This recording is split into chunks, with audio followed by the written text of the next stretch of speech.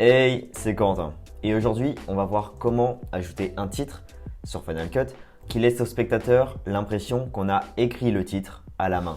Et dans cette vidéo, je vais vous présenter deux techniques avec plusieurs alternatives pour réaliser cet effet.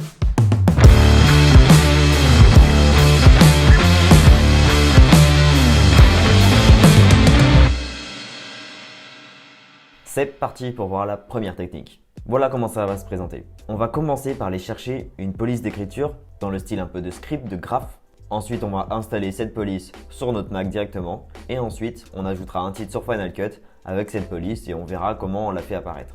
Bien, commençons d'abord par trouver cette police parfaite. Et pour cela, on va se rendre sur le site Dafont, un site qui met à disposition gratuitement un nombre incroyable de polices. Si vous ne connaissez pas ce site, adoptez-le. Pour la créativité, et ce quel que soit le domaine, la photo, la vidéo, le graphe et j'en passe, ce site est une référence en termes de typographie. On en retrouve une très large sélection selon différentes catégories, elles sont toutes gratuites, mais il y a un inconvénient quand même, c'est qu'elles ne possèdent pas tous les caractères. Majoritairement, on retrouvera les 26 lettres de l'alphabet sans aucun accent ou juste les principaux et quand même les chiffres. Donc rendez-vous sur votre moteur de recherche, tapez dafont.com et voilà à quoi ressemble la page d'accueil du site. Donc comme je vous le disais, on a plein de catégories, mais nous dans cette vidéo, je vais vous montrer comment faire un titre un peu calligraphique, écrit à la main, tout ça. Donc on va aller dans la catégorie script, on va cliquer sur script, et là, Dafont va nous proposer pas moins de 837 pages uniquement pour cette catégorie. Bon, bien sûr, l'idée c'est pas de les analyser une par une, c'est vous regardez un peu, vous tombez sur une qui est plutôt sympa et vous la téléchargez. La photographe signature, elle m'a l'air pas mal. Je vais la télécharger, donc le bouton à droite. Ça se télécharge quasiment instantanément. Ensuite, allez dans votre Finder, dézippez le fichier et ouvrez le photographe-signature.ttf. Ça peut être une extension différente selon la police, mais ça ne va pas changer grand chose, donc double-cliquez. Donc là, il y a le logiciel Livre des polices directement installé sur votre Mac qui se lance. Donc voilà, il nous montre cette police, donc on aura tous les caractères en majuscules, les mêmes en minuscules, et puis les chiffres, donc de 1 à 9 et 0. On installe la police, et hop, on retrouve donc parmi toutes nos polices, la photographe signature. Il est très facile d'installer des polices, vraiment. Passons à présent sur Final Cut. Donc ici dans mon projet, j'ai simplement un plan, donc c'est un plan à Lyon, et on va aller y glisser un titre. Donc j'ai beau avoir un grand panel de titres, je me sers très principalement du titre personnalisé, donc c'est le titre le plus basique qu'on peut retrouver sur Final Cut, donc je le glisse dans ma timeline. Je vais masquer la bibliothèque et afficher l'inspecteur et je vais directement aller vérifier que je peux sélectionner ma nouvelle police qu'on a donc téléchargée. Elle est là, photographe signature. Alors je vérifie parce que ça peut arriver mais c'est quand même très rare que la police ne fonctionne pas sur Final Cut. Ça a dû m'arriver une ou deux fois mais c'est quand même très rare, majoritairement ça fonctionne. Donc ici j'ai bien ma police. Je vais adapter mon titre donc sur le montage. Donc comme je vous l'ai dit, c'est Lyon. Donc je vais écrire Lyon. Je vais grossir un peu, mais pas trop non plus. Ouais, ça me semble pas mal. Je vais le placer au centre. Donc voilà, j'ai mon titre. Maintenant, deux petites méthodes s'offrent à vous. Une plutôt simple et un peu flemmarde, et une un peu plus travaillée mais beaucoup plus longue. Soit vous allez faire apparaître votre titre avec l'effet machine à écrire, donc lettre par lettre, soit vous allez appliquer un masque qui fera apparaître les caractères un par un. Donc d'abord, ce qui est de l'effet machine à écrire, je vais aller dans mes réglages de texte et dans le In Opacity, c'est-à-dire quelle est l'animation d'opacité qu'on trouve en entrée de notre animation, je vais y placer à 0%. Et pour ce qui est de In Duration, c'est-à-dire la durée de l'entrée de l'animation de notre texte, je vais la diminuer un peu à 15. Je vais tester 15. Voilà ce que ça donne. Bon, c'est pas mal. Peut-être un peu plus long la duration. Voyons voir ce que ça donne avec 30. Ouais non, 30 c'est quand même vraiment long. Allez, on va dire 20. Allez, 20 c'est pas mal. Donc voilà pour ce qui est de la méthode plutôt flemmarde. C'est assez simple et rapide à faire, mais c'est joli, ça fait le taf. Mais j'aimerais quand même vous parler d'une autre méthode qui est certes plus longue, mais qui peut apporter un effet encore plus professionnel. Et je vous l'ai dit tout à l'heure, c'est tout simplement le masque.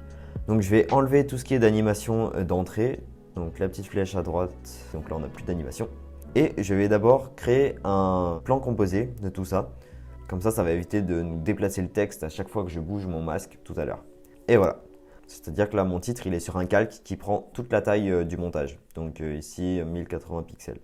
Je vais aller dans mes effets, je vais taper masque et ce sera un masque de tracé pour changer. Je vous conseille de grossir un peu votre zone de travail. Encore un peu. Ouais, c'est bien. Et vous pouvez commencer à appliquer des points. Alors, le nombre de points, c'est un peu compliqué. Plus vous en aurez, et plus ce sera long. Quand je dis long, c'est vraiment très très long. Je pense que la bonne alternative, c'est environ 2 points pour une lettre. Donc moi ici, Lyon, ça a 4 lettres. Je vais donc mettre 8 points. Voilà, j'ai mis 8 points. Je ferme le tracé. Voilà. Maintenant, il va falloir déterminer la durée de votre tracé. Sur combien de temps on fait écrire Lyon. Pour que l'animation soit quand même assez agréable à regarder, qu'on ait le temps, je vais dire 2 secondes. Donc je vais me déplacer à 2 secondes. Voilà, donc ici on est bien à 2 secondes. Et à ce moment-là, vous allez appliquer des keyframes donc sur le réglage de transformation et sur le point de contrôle. Donc là, à 2 secondes, on aura tous les points qui seront positionnés de cette manière-là. Maintenant, je vous conseille de faire le travail en marche arrière, c'est-à-dire qu'on va enlever une lettre, une par une, en dessous de 2 secondes. Donc ici, j'ai 4 lettres, on va se donner une demi-seconde par lettre. Donc je vais aller à 1 seconde et demie. Donc ici j'ai un projet à 24 images secondes, donc c'est-à-dire à 1 seconde et 12 images. Voilà, 1 seconde et 12. Et je vais donc masquer la lettre N, étant donné que c'est la dernière. Voilà, maintenant je vais masquer le O. Je vais me mettre à 1 minute.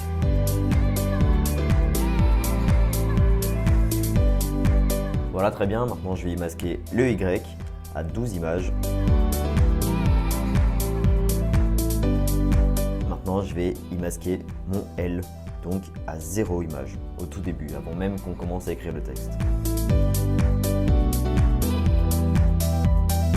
Voilà, j'ai fini la première étape. J'ai masqué toutes les lettres une par une. On n'a pas encore terminé, mais pour vous donner une idée du résultat, voilà à quoi ça ressemble.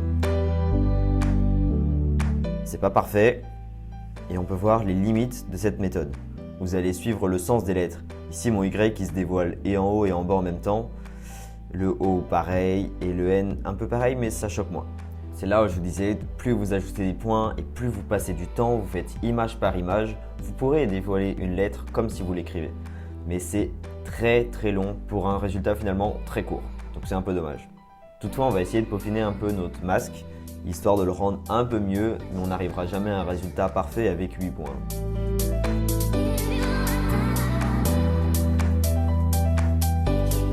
Voilà, je vais m'arrêter là déjà pour cette méthode. Donc voilà ce que ça donne. C'est pas si mal, hein. Bon, c'est sûr que c'est pas parfait, mais déjà ça peut faire son effet.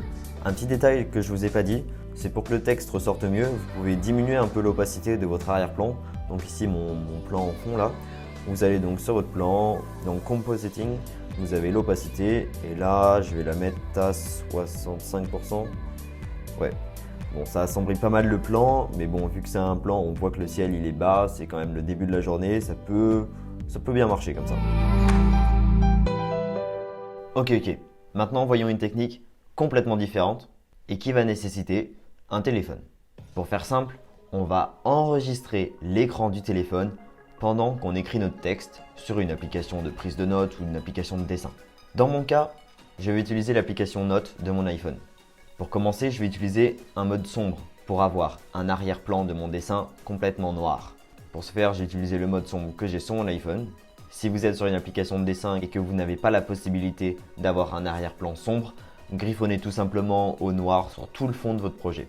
Ensuite, il va falloir qu'on enregistre l'écran. Pour ce faire, sur l'iPhone, on va aller dans le centre de contrôle et activer l'enregistrement de l'écran. Si vous ne le trouvez pas dedans, allez dans les réglages, dans centre de contrôle et ajoutez enregistrement de l'écran. Bref, une fois tout ça préparé, vous enregistrez votre écran et vous écrivez votre titre. Je vous conseille d'avoir un titre pas très long et écrivez-le de manière à ce qu'il ne déborde pas sur une autre page de votre téléphone. Vous allez voir que vous n'allez jamais être satisfait du résultat, vous allez le refaire encore et encore. Mais normalement, après de nombreuses tentatives, on arrive finalement à écrire un texte de la manière dont on le voulait. Donc une fois terminé, arrêtez l'enregistrement, puis envoyez votre vidéo à votre Mac.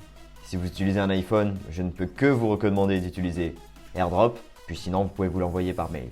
Donc moi j'utilise AirDrop, je m'envoie la vidéo et il se peut que vous ayez des problèmes avec AirDrop, que votre Mac ne détecte pas que vous lui avez envoyé les vidéos, c'est pas très grave, juste désactiver et réactiver le Wi-Fi. Normalement, lorsqu'il se réactive, il recharge tous les airdrops et à ce moment-là, vous allez pouvoir recevoir votre airdrop.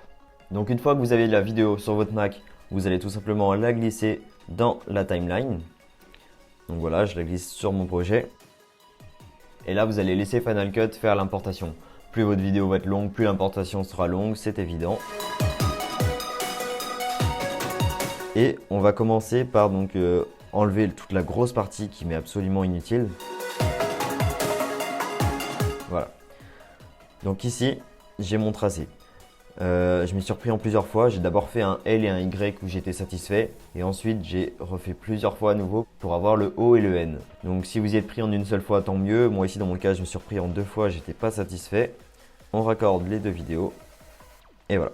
Bon, je pense que ça saute un peu aux yeux. Ma vidéo là, elle est pas très droite. Donc vous allez la retourner. Vous lui appliquez juste une rotation de 90 degrés. Pareil pour la seconde. Vérifiez que c'est bien raccordé. Là ici, il y a un peu trop d'attente entre le Y et le O, donc je vais couper un peu la première vidéo et rapprocher la deuxième. Voilà, très bien. Donc dans mon cas, vu que je me suis repris à 2 fois, je vais faire un plan composé des 2 vidéos. Mais si vous y êtes pris en une fois, vous n'avez pas besoin de faire cette étape. Ensuite, on va y déplacer donc cet extrait sur mon plan de lion. Voilà, très bien. Et on peut voir qu'en termes de vitesse, c'est peut-être un peu long. Donc je vais y accélérer un peu la vidéo. Bon, tous ces réglages de vitesse, c'est vraiment personnel, adapté selon vos envies. J'ai ajouté un petit arrêt sur image à la fin.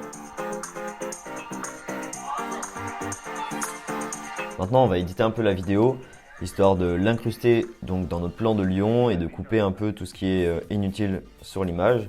Donc je vais aller chercher l'outil de recadrage. Voilà. Et je vais renier ce qu'on voit à l'image, donc juste le texte lion. Alors quand ça fait ça, le plus simple, c'est d'utiliser les réglages juste à droite dans l'inspecteur. Hop, comme ça, il n'y a plus ce problème.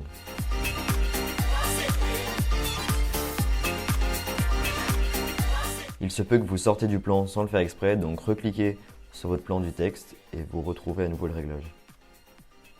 Voilà, une fois que vous avez bien tout détouré, vous pouvez appuyer sur terminer. On a presque fini. On va d'abord changer le mode de fusion. Donc ici en normal, on a notre arrière-plan qui était noir et donc le texte en blanc. Mais nous, tout ce qui est noir, c'est inutile. Donc on va sélectionner le mode ajouter. Et paf, on retrouve que notre texte. C'est pas merveilleux? Peut-être que ça l'écrit un peu vite. Je vais ralentir un peu tout ça.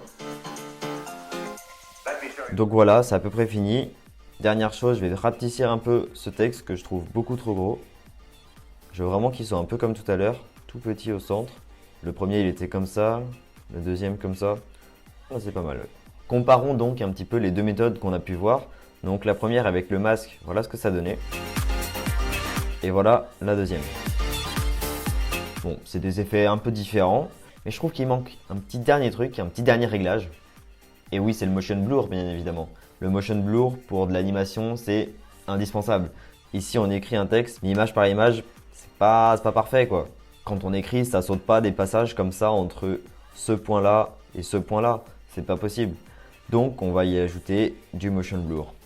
Rappelez-vous, c'est considéré comme un titre par Final Cut. Retrouvez motion blur et je vais essayer un moderate motion blur 3. Je pense que c'est bien. Et je vais l'appliquer avec mes 2 méthodes parce que la méthode au masque de tracé, elle en a aussi besoin. Et une fois le rendu, voilà ce que ça donne.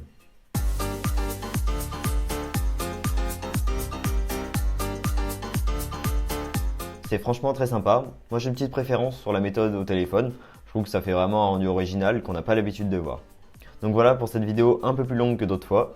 Ce type d'animation pour des textes prend très bien pour des vidéos de voyage, de vlog ou bien des vidéos créatives, enfin tout ça quoi. Si vous avez trouvé la vidéo utile, abonnez-vous, j'ai d'autres choses à vous montrer. Et nous on se dit à la prochaine vidéo, c'était Corentin.